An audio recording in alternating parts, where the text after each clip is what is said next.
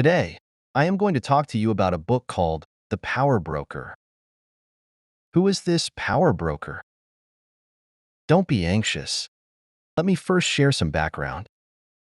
During the COVID pandemic, a culture reporter from the New York Times, Rubenstein, conducted many online interviews with members of Congress, government officials, and cultural scholars.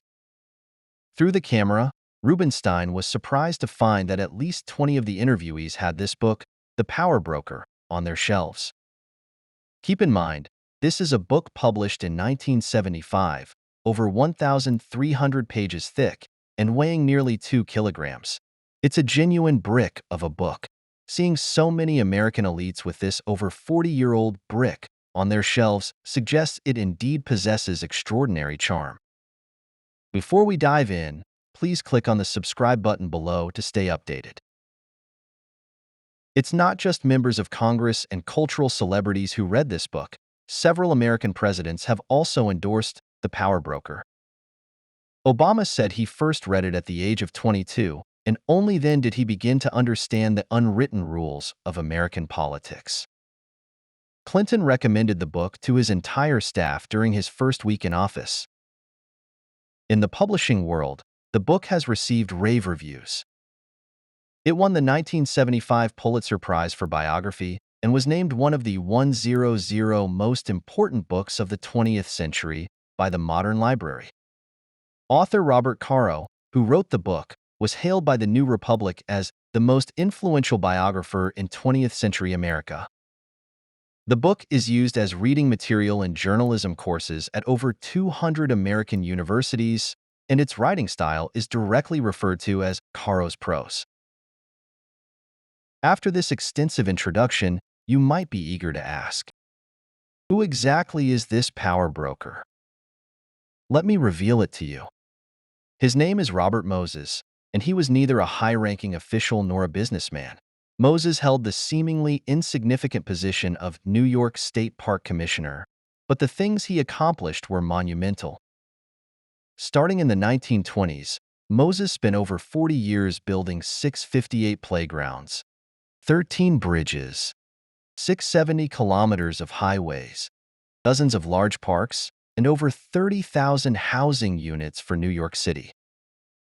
Under his guidance, New York City saw infrastructure investments equivalent to $240 billion today. It's not an exaggeration to say that the modern New York City, with its towering skyscrapers and bustling traffic, owes much to Moses. Many New York landmarks, such as the Empire State Building, the United Nations headquarters, and Lincoln Center, were planned by him. The urban layout he set for New York was emulated by over a dozen other states, becoming the template for American megacities. He is undoubtedly the most influential figure in New York City's history over the past 100 years. After hearing this introduction, you might again ask, isn't Moses just an urban planner? How did he become a power broker? The story has another side. Moses transformed New York not through planning blueprints, but through political power and financial capital. To acquire vacant land, he engaged in extensive bribery, manipulated public opinion, and even collected dirt on legislators to intimidate high-ranking officials. He wove New York City's banks, construction companies, and government into a corrupt network where billions of dollars flowed unmonitored. To undermine political opponents, he deliberately delayed ongoing infrastructure projects, causing massive deficits while maintaining an appearance of legality. Caro explains that Moses turned New York's corruption from individual greed into a systemic issue, serving as a broker of American politics and wealth's dark side for over 40 years, leaving a legacy as negative as his contributions were significant. Even more poignant is that Moses was not a simple villain. In his youth, he was intolerant of injustice, sincerely wanting to make New York a better city. The public admired him. Intellectuals revered him. In court, he was almost the embodiment of justice and wisdom. Yet, this same man could destroy entire communities to build his desired shopping centers, playgrounds, and highways, displacing New York's poor residents. He obstructed the development of public transportation because it would threaten his corrupt empire's interests. During Moses' era as a power broker, New York's appearance was indeed renewed, but so were traffic jams and crime. Why did this once righteous youth transform into a new villain over time? Caro does not answer this question directly. However, through over 500 interviews and detective-like research, he presents a complex portrayal of Moses. In this story, we see the entanglement of ideals and reality, the interplay of light and darkness in human nature, and the soul-corroding effects of excessive greed. Caro does not deny Moses' success but questions whether it was the only path to success. What were the costs and harms of such success?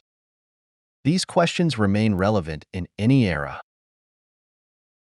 The book's author, Robert Caro, a Princeton University graduate, is a journalist turned biographer. The Power Broker is Caro's breakthrough work and a milestone in American biographical literature. Following this book, Caro wrote a 4-volume biography of former U.S. President Lyndon B. Johnson, again winning the Pulitzer Prize. This series also inspired the popular TV show House of Cards. Next, I will introduce the main content of the book in 3 parts. First, let's look at how Moses transformed from a righteous young man into New York's underground godfather. In the second part, I will review what Moses did to transform New York and how his personal power expanded. Finally, I will summarize the legacy Moses left for New York and the United States and the qualities in him that are worth reflecting upon. From righteous youth to New York godfather. Before delving into the book's content, let me describe a vivid scene for you. In the spring of 1914, a few young college graduates took a ferry on the Hudson River, heading to the suburbs for camping. At the time, the riverbanks were lined with train tracks, with black smoke billowing all year round. Next to the tracks were landfills and slums, emitting a stench that could be smelled from the boat. However, one young man was intently staring at the riverbank. Suddenly, he grabbed a nearby girl and excitedly exclaimed, "Look at this beautiful riverbank. If we remove those tracks and lay down roads and lawns, it would be the most beautiful place in the world. We could build a park here with tennis courts, bike paths, and a marina. On weekends, the entire city of New York could come here to play."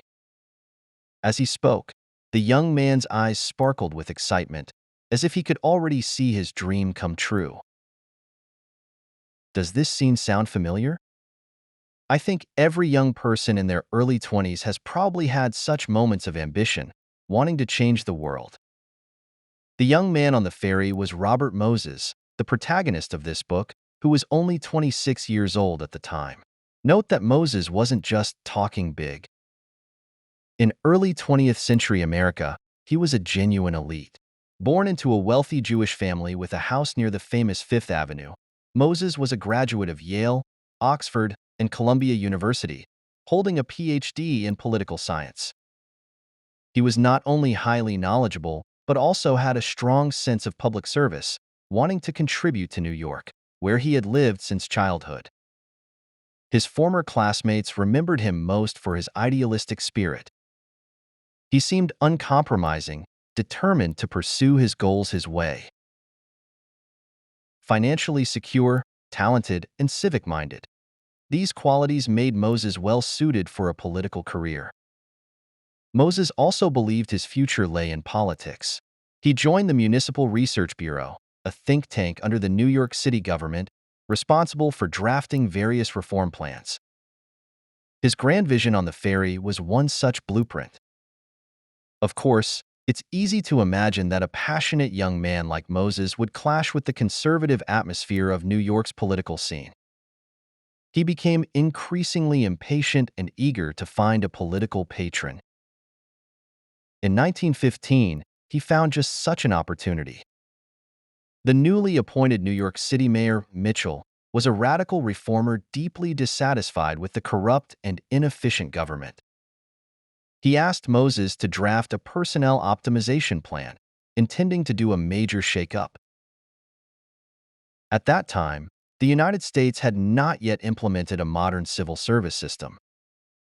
Personnel matters at the city and state levels were controlled by political associations, local strongmen's clubs. During elections, these associations would raise funds and canvass for politicians. In return, they decided how many police officers, secretaries, and firefighters to hire and how much to pay them. New York's famous Tammany Hall had manipulated local politics for over 70 years, creating a mess. Moses' plan was entirely contrary to their interests. He proposed that civil servants undergo performance evaluations, with promotions linked to performance. Positions at the same level should have uniform salaries, and public officials' performance should be graded quarterly, with underperformers gradually phased out and more college graduates hired. These requirements sound very reasonable today, but at the time, they stirred up a hornet's nest. Under Tammany Hall's direction, New York City's 50,000 public employees united to resist Moses, causing his plan to fail. Worse, Mayor Mitchell lost his re-election bid in 1917, effectively ending Moses' political career. He muddled through his 30s, with all government institutions in New York refusing to hire him.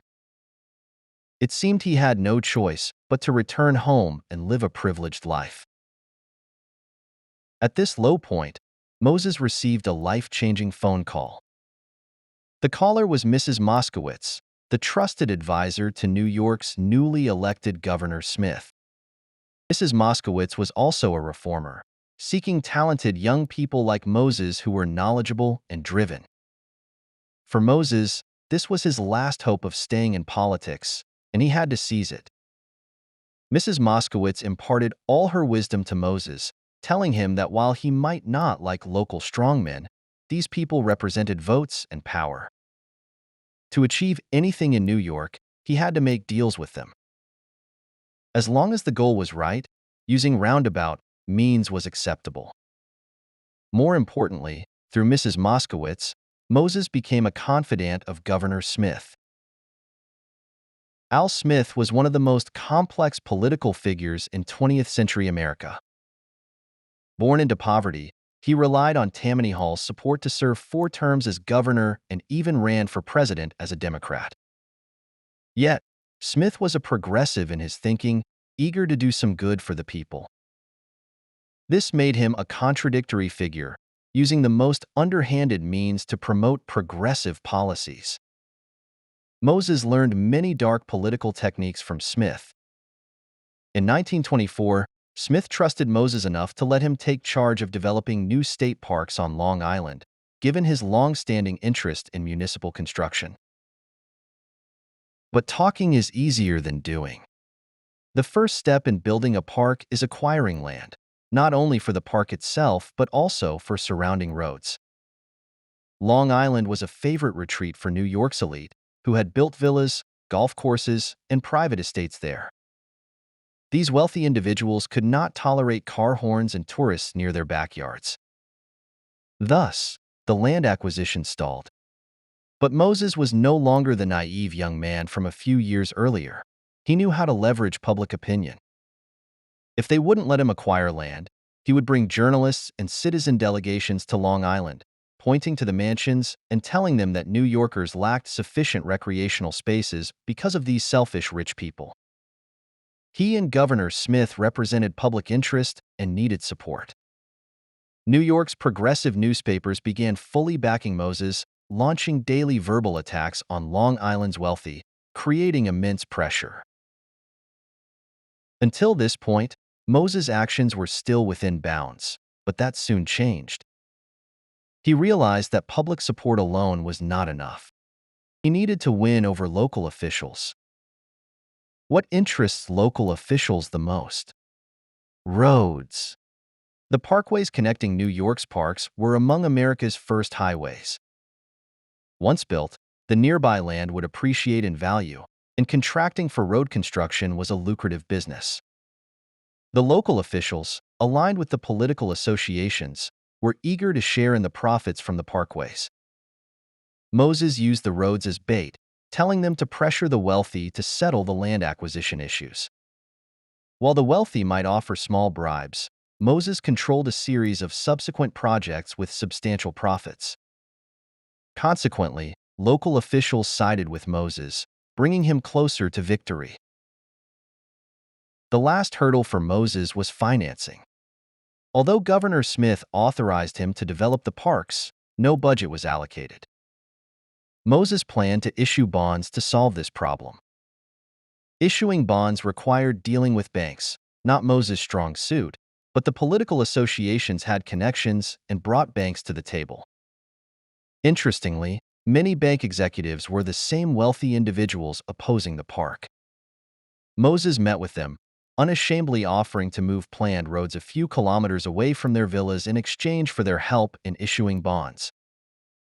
Furthermore, he argued that rising land prices would benefit them. Besides enticement, Moses also initiated road construction without approval, using media to publicize the projects. Once started, halting them would be difficult. Ultimately, through a series of strategic moves, Moses secured 4,000 hectares of land on Long Island and raised $15 million in bonds, achieving a decisive victory. During the construction of Long Island parks, Moses was on site daily, passionately issuing orders. You might think building parks is no big deal, but Moses believed parks were not only modern urban essentials, but also catalysts for the entire road system's overhaul, revitalizing New York.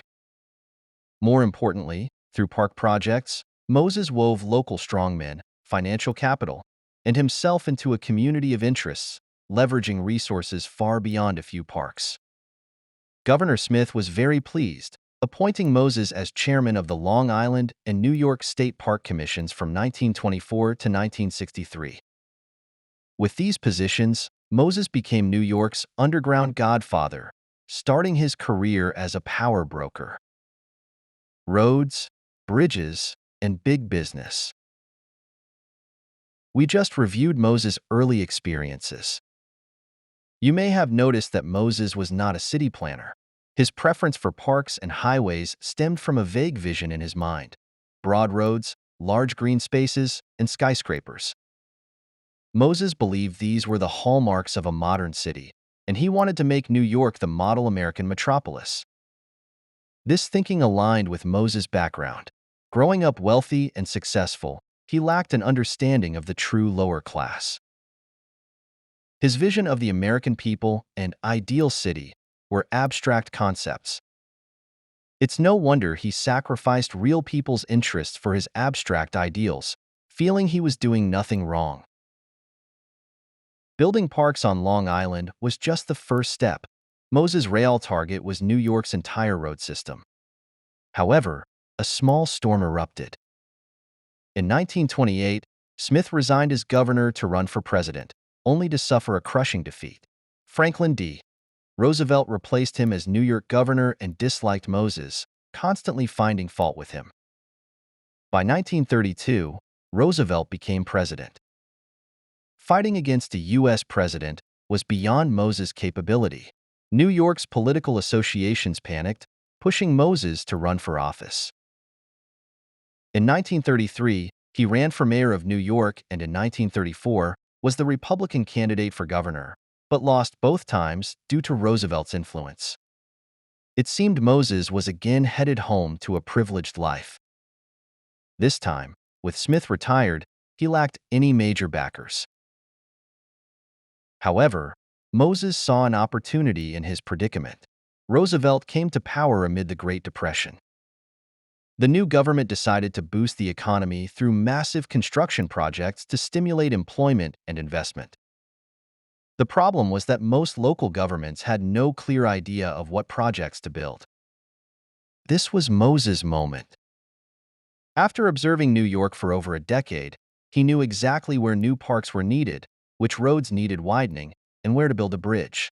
He even had rough budget plans ready. New York's new mayor, LaGuardia, needed such a construction operator. Moreover, Moses used public opinion again, portraying himself as a victim of Roosevelt's political vendetta, garnering public sympathy. Thus, Moses' career was revived.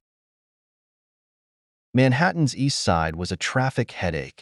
With the city's CBD to the west and residential areas and airports to the east, two rivers and an island caused chronic congestion.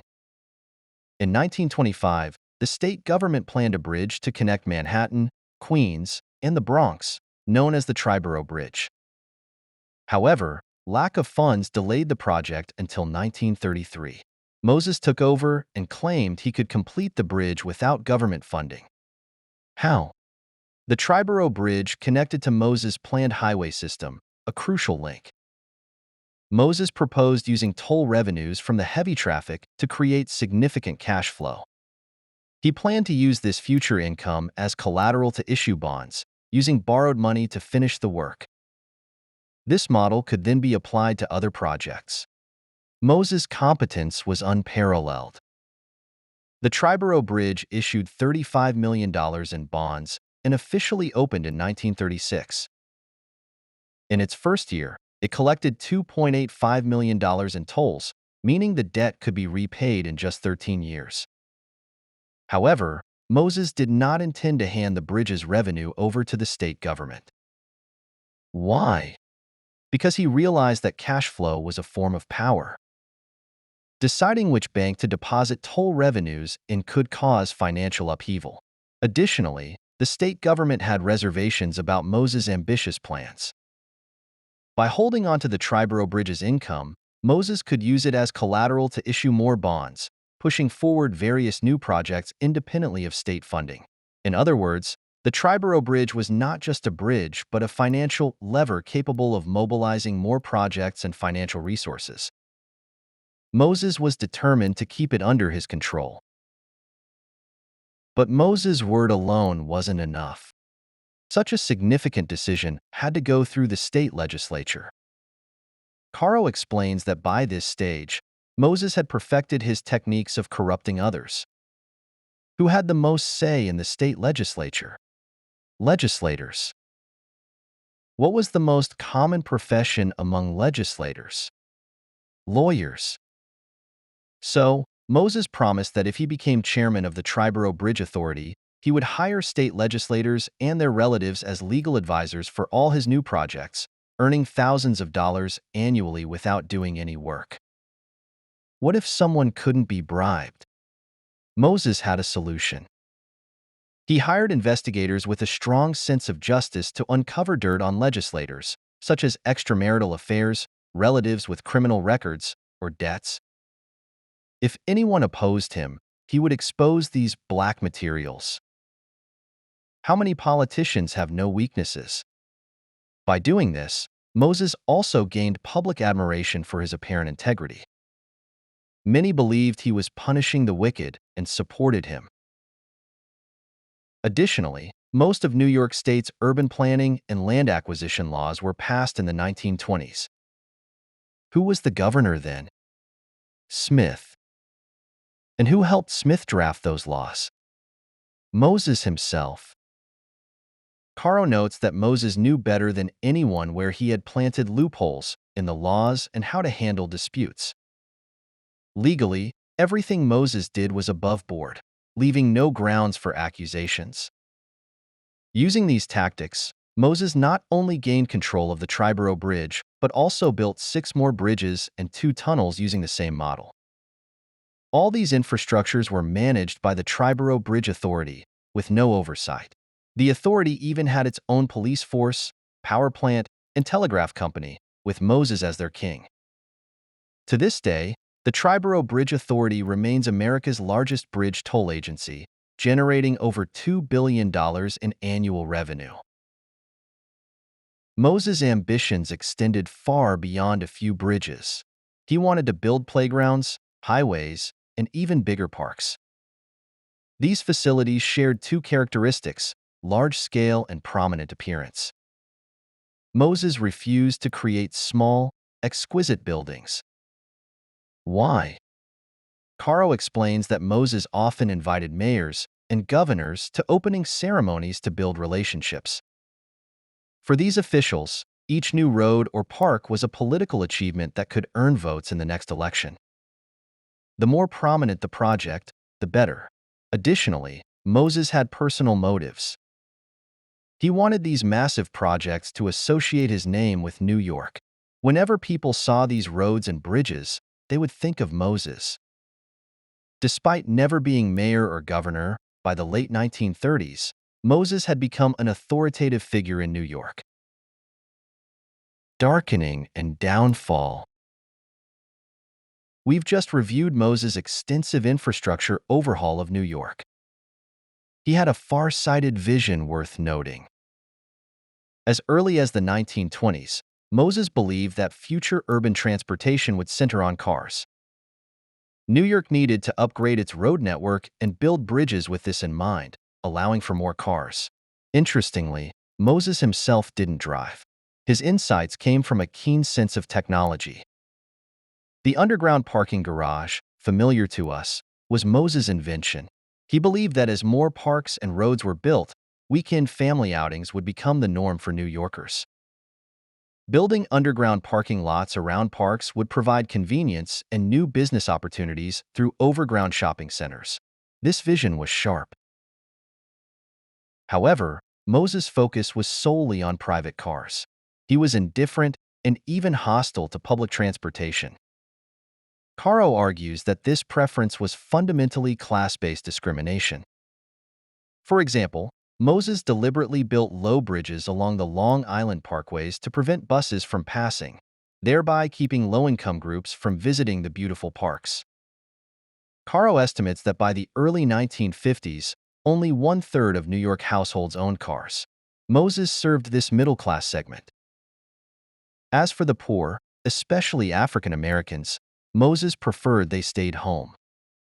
He notably opposed opening public transit routes to Harlem, fearing it would make white middle-class residents uncomfortable, lower property values, and harm his and his wealthy friends' interests. By this time, Moses was utterly blinded by personal gain. Driven by self-interest, Moses became embroiled in a scandal in the 1950s. The New York City government planned to redevelop the slums of Midtown Manhattan, a project Moses oversaw. He forcibly evicted 170,000 tenants, relocating them to distant low-rent housing, while building commercial apartments on the original site with rents 10 times higher. Needless to say, the developers were all Moses' business partners. Yet Moses held 12 concurrent positions in New York State's municipal departments, making him invincible to a few negative reports. How did this fully darkened Moses fall from power? Ironically, it was due to a new governor in 1959, Nelson Rockefeller, grandson of America's former richest man. Rockefeller, immune to bribery and political manipulation, was Moses' natural enemy. He discovered that Moses, as both planner and contractor for New York State, controlled over $600 million in cash while the state government was heavily in debt and struggling to pay salaries. Determined to oust Moses, Rockefeller had a perfect inside man. His brother was the chairman of Moses' biggest financial partner, Chase Manhattan Bank. The brothers coordinated, forcing 80-year-old Moses to retire in 1968, finally returning him to a life of luxury. Interestingly, post-World War II, Rockefeller was considered a progressive in American politics, while Moses was a progressive from the early 20th century. Yet their power transition was conducted through the most traditional and dark political struggles. The old godfather left, and a new one emerged. That's a summary of the main content of The Power Broker. Robert Moses loved to say, "Those who can build, do. Those who can't, criticize." His arrogance was evident. From a worldly perspective, he was undoubtedly a builder, and a successful one at that. His planning concepts and execution transformed New York, influencing the U.S. and the world. But this isn't the whole story. During Moses' golden era, New York's traffic worsened daily because his roads and bridges prioritized size and width over scientific planning. He eradicated the Hudson River's slums, but only relocated the residents to more crowded, chaotic areas, worsening their plight. He once stood alone against New York's political scene, only to become a corruption organizer in his later years, drifting far from his original ideals. Caro encapsulates his complex feelings toward Moses with this conclusion: without Robert Moses, New York might not have become a better city, but it would have certainly been a very different city. That's the essence of this book. The original book link is attached at the end for further reading. You can also click the share button below the video to share this book with your friends. Congratulations, you've just finished another book.